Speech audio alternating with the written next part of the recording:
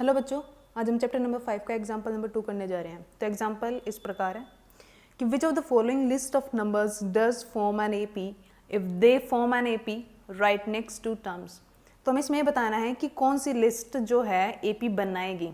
तो ये कुछ और पार्ट्स दे रखे, वो भी मैं लिखूंगी, लेकिन अभी फर्स्ट पार्ट कर रहे हैं। तो हमें ये बताना है कि ये वाली जो लिस्ट हमें दे रखी है, ये लिस्ट ये हमारी एपी बना रही है या नहीं बना रही है। अगर एपी हुई तो हमें क्या बतानी है, नेक्स्ट टू टर्म्स हमें बतानी है कि ये जैसे कि इन्होंने 4 टर्म्स दे रखे, तो इससे अगली 2 और, मतलब कि 5th टर्म और हमारी 6th टर्म भी हमें बतानी है। तो सबसे पहले क्या चेक करना है कि क्या ये एपी है या नहीं। तो चेक करने के लिए देखो, एपी सिर्फ तभी बनती है जब हमारा डिफरेंस क्या हो, कॉमन हो, सेम हो। ठीक है, हर केस में हमारा जो डिफरेंस निकले, जैसे कि इन दोनों के बीच का डिफरेंस, इन दोनों के बीच का डिफरेंस, इन दोनों के बीच का डिफरेंस जो है वो क्या होना चाहिए, सेम होना चाहिए हर केस में। अगर वो सेम होता है तो वो हमारी एपी कहलाएगी, अदरवाइज नहीं। ठीक है, तो कैलकुलेट करते हैं। तो हमें क्या कैलकुलेट करने पड़ेगा, हमारा डिफरेंस। तो डिफरेंस कैसे निकलेगा, हमारी next term minus preceding term. ठीक है, नेक्स्ट टर्म माइनस हमारी प्रीसीडिंग टर्म। तो इसको हम A2 माइनस A1 ले लेते हैं कि हम हमारी सेकेंड टर्म ले रहे हैं और हमारी फर्स्ट टर्म ले रहे हैं। तो सेकेंड टर्म क्या है, 10 माइनस 4, तो कितना आया, 6 आया। तो ध्यान रखना, एपी बताने के लिए एक बार हमें कम से कम 2 से 3 का हमें चेक करना पड़ेगा। जितने दे रखे हैं उन सभी को हम चेक कर लेते हैं। ठीक है, तो और चेक करते हैं। तो 16 माइनस 10 ये हमारी क्या है, थर्ड टर्म है, और ये क्या है, हमारी सेकेंड टर्म है। तो A3 माइनस A2, तो कितना आया, अच्छा इधर भी 6 आ गया, इधर भी 6। ठीक है, आगे और चेक करते हैं। तो 22 माइनस 16, तो ये भी कितना हुआ, ये भी 6 हुआ। अच्छा, तो हर केस में इधर भी 6 आया, इधर भी 6 आया और इधर भी 6 आया। इसका मतलब हमारा जो डिफरेंस है वो सभी के बीच का सेम है। तो ये हमारी क्या है, एपी हुई, इट इज़ एन एपी। ठीक है, ये एपी हुई। फिर उन्होंने बोला था कि आगे की भाई 2 टर्म्स और बता दो। ठीक है, 2 टर्म्स और बता दो। तो 2 टर्म्स और बता देते हैं। तो ये हमारी कौन सी थी, A4 थी। अब हमें क्या निकालना है, A5। अच्छा, इसका प्रॉपर एक फॉर्मूला होता है, फॉर्मूला मैं आगे डिस्कस करूंगी, अभी के लिए सिर्फ कॉमन चलते हैं। अच्छा, कैसे पीछे हमने पढ़ा था, क्या करते थे, चलो यहीं पे लिख देती हूँ, प्रीसीडिंग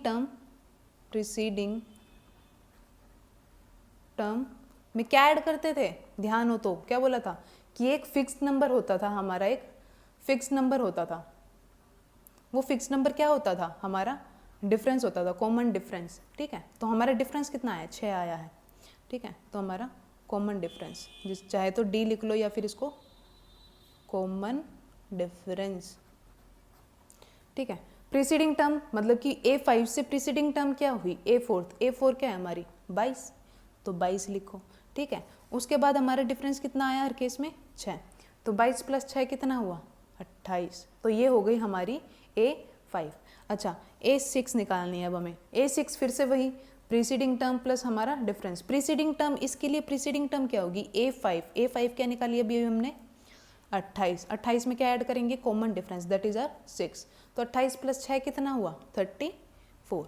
तो ये हो गया हमारा, हमने यहाँ पे हमारा डिफरेंस निकाला और यहाँ पे हमने हमारी नेक्स्ट टू टर्म्स निकाल दी है। ठीक है, अच्छा तो बच्चों अब नेक्स्ट सीरीज हमें दी हुई है 1 -1 -3 एंड -5। इसको भी हम पहले क्या चेक करेंगे कि एपी है या नहीं है। उसको चेक करने के लिए क्या करेंगे कि सभी के बीच का डिफरेंस जो है सेम है या नहीं है। तो डिफरेंस चेक करेंगे सबसे पहले। तो डिफरेंस लिखो, क्या करोगे सबसे पहले, A2 माइनस A1। A2 क्या हुई हमारी दूसरी टर्म, तो दूसरी टर्म क्या है, -1 और माइनस में हमारा फर्स्ट टर्म क्या है, 1 है।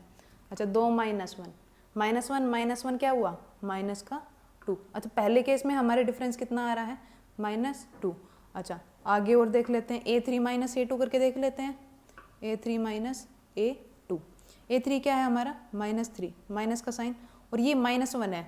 तो बिल्कुल सतर्क रहना है, जब 2 माइनस इकट्ठे हो जाओ तो पहले ही एक ब्रैकेट लगा लेना। ठीक है, ब्रैकेट लगा लिया मैंने, -3। अच्छा, जब ब्रैकेट के बाहर माइनस हो तो ब्रैकेट के लिखे अंदर सभी का साइन चेंज हो जाता है। तो ये -1 है, तो ये क्या बन जाएगा, +1। तो ये आ गया हमारा +1। अच्छा इस केस में भी क्या आ गया हमारा -2 आ गया। चलो यहाँ तक भी ठीक है। इन दोनों का और चेक करना है हमें फिर से, तो क्या लिखेंगे, ये हमारी कौन सी टर्म है, A4 है, तो A4 माइनस A3, ठीक है। तो A4 क्या है भाई, -5। हाँ तो ये -5 हो गया हमारा A4, और हमारा A3 क्या होगा, माइनस का साइन ज़रूर लगाना, ठीक है, माइनस का 3। अच्छा फिर से 2 माइनस इकट्ठे हुए तो मैंने ऊपर ही बताया ब्रैकेट लगा लेना। अच्छा ये माइनस माइनस माइनस तो प्लस का साइन बन जाएगा, कितना है, -2, इधर भी -2, इधर भी -2, इधर भी -2, तो डी हमारा हर केस में क्या आया है भाई, सेम आ गया है। तो ये हमारी AP है, इट इज़ एन AP। तो AP है तो हमें क्या बताना है, हमारी नेक्स्ट 2 टर्म्स बता देनी है। तो नेक्स्ट 2 टर्म्स के लिए हमारा A4 तक हमें गिवन है, तो हमें क्या निकालना है, A5 एंड A6, A5 निकालना और हमें A6 निकालनी है, ठीक है। अच्छा A5 के लिए क्या करेंगे, इससे पहले प्रीसीडिंग टर्म A4 प्लस हमारा डिफरेंस लिखेंगे। तो A4 क्या है भाई हमारा, A4 है हमारा -5, और डिफरेंस कितना है हमारा -2, तो -2, तो कितना हो गया ये -7, ठीक है। अच्छा A6 के लिए इसकी प्रीसीडिंग टर्म क्या हुई, A6 के लिए इसकी प्रीसीडिंग टर्म हुई A5, और प्लस करेंगे हमारा डिफरेंस। अच्छा A5 क्या है हमारा, A5 है अभी अभी निकाला है हमने, कितना है -7, और डिफरेंस कितना है हमारा -2, तो कितना आ गया -9, ठीक है। तो ये हो गया हमारा एग्जाम्पल नंबर 2 का सेकेंड नंबर पार्ट। अब आगे देखते हैं। हाँ जी बच्चों, तो थर्ड पार्ट देखते हैं। सीरीज़ किस प्रकार दे रखी है, तो सीरीज़ है -2 2 -2 2 -2 एंड सो ऑन। तो चेक करने के लिए फिर से वही हम सबसे पहले डिफरेंस देखेंगे। तो डिफरेंस फटाफट कैलकुलेट कर लेते हैं। डिफरेंस हमारा क्या होगा, A2 माइनस A1, कितना आया 2 माइनस 2, 2 माइनस इकट्ठे हो गए तो बोलो प्लस, 2 + 2 4। फर्स्ट केस में डिफरेंस कितना आया हमारा 4। दोबारा हम चेक करेंगे, ठीक है। तो दोबारा डिफरेंस चेक करते हैं, तो हम क्या लेंगे अब की बारी, A3 माइनस हमारा A2। A3 क्या है भाई -2, और माइनस में क्या लेंगे हमारा A2 क्या है भाई 2 है, तो कितना आया -4। और इधर तो 4 आ गया, इधर -4, ये यहीं पे क्या हो गया, अलग हो गया, तो हम क्या बोलेंगे AP नहीं है। फिर भी आपकी तसल्ली के लिए A को डिफरेंस हम चेक कर लेते हैं, ठीक है। अच्छा तो अब की बार क्या लेंगे, A क्या A4 और A3, ठीक है, A4 माइनस A3। A4 क्या है भाई हमारा 2, और हमारा A3 क्या है भाई -2, कितना आ गया 2 + 2 4। तो ये तो भाई सीरीज़ बनी नहीं रही, मतलब कि डिफरेंस सेम नहीं है, तो ये AP कैसे बनेगा, ठीक है। तो ये बात ध्यान रखना है, जब हमारा डिफरेंस सेम नहीं हो तो उस केस में हम क्या बोलेंगे, नॉट एन AP। जब ये AP है ही नहीं तो हम आगे टर्म्स निकाल नहीं सकते हैं, ठीक है। तो यहाँ पे ये हमारा एग्जाम्पल नंबर 2। अच्छा फोर्थ पार्ट आप चेक कर लेना, आप समझ गए हैं अच्छे से तो आप खुद कर सकते हैं, ठीक है। अभी हम आगे बढ़ेंगे एक्सरसाइज के लिए, क्वेश्चन नंबर फर्स्ट। तो बच्चों एक्सरसाइज पे आते हैं 5.1 क्वेश्चन नंबर 1। तो क्वेश्चन पढ़ते हैं। In which of the following situations does the list of numbers involved make an arithmetic progression and why? ठीक है, तो इन्होंने बोल रखा है कि हमें अलग अलग सिचुएशंस दी हुई है, first part, second part, third part, fourth part. तो उन्होंने बोल रखा है कि कौन सी सिचुएशन हमारी अरिथमेटिक प्रोग्रेशन बनाती है, और अगर बनाती है तो उसको बताओ क्यों बनाती है, ठीक है। अच्छा अरिथमेटिक प्रोग्रेशन बनता कब है, जब हमारा डिफरेंस सेम चलता जाता है। जब हमारा डिफरेंस सेम होता है तो हम उसको बोलते हैं कि अरिथमेटिक प्रोग्रेशन बना है, अदरवाइज नहीं बोलते। जैसे कि अभी मैंने आपको एग्जाम्पल के थ्रू समझाया था कि अगर हमारा डिफरेंस सेम होता है उसी केस में हमारी अरिथमेटिक प्रोग्रेशन बनता है, अदरवाइज नहीं।